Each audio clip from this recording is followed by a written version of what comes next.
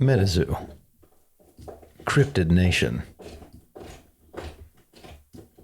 By the way, if you hear any sort of menacing chewing sounds, gnawing, breaking, crunching, strange, kind of like animal instinct, like licking of bone marrow, it's Johnny's.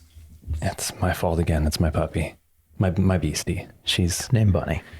She just looked at me when I said that, and she's just over there working on a bone. So, I'm really sorry for the morbid noises you may hear occurring in the background. Yeah, so I was a little distracted there. This is just what we do after work. Thanks for joining us. Here we go. Cryptid Nation. A man from the shadows. It was 3:01 a.m., November 15th, 1966, on a road like many others in the region. The cold air of a later fall was pervasive, and the leaves were just beginning to turn color in earnest. Although at this hour, the witching hour, the only colors that littered the ground were grays and blacks, and the soft glow of a small town not too far away in the distance touched them not. At this hour, the witching hour, shadows flooded every square inch of this road, and from these shadows the shape of a man began to emerge.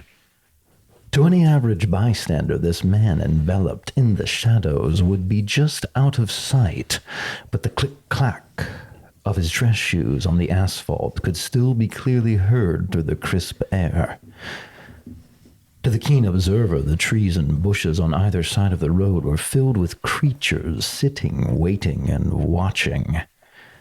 These observing eyes only briefly noticeable to a normal person from the corner of their own, held both intelligence and fear, for they knew this man and what his arrival meant.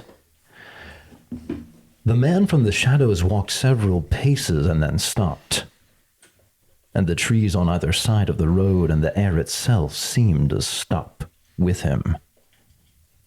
Invisible to most, but most likely felt down the spine of every living creature within a 10-mile radius. An unnaturally large smile peeled across the man's face. His eyes began to glow, that in no way illuminated the shadows before him. In fact, the shadows themselves seemed to grow darker. They appeared instead as two ghost lights suspended just 6 or 7 feet above the road, looking to guide unwary drivers to their doom. Slowly, but with confidence, as though he had all the time in the world, the man raised an arm to the fall sky and peered at the stars from between outstretched fingers. With a voice like leaves that tumbled and scraped across the pavement at his feet, the man spoke through sharpened teeth. Sing stars. Not too long then. Roughly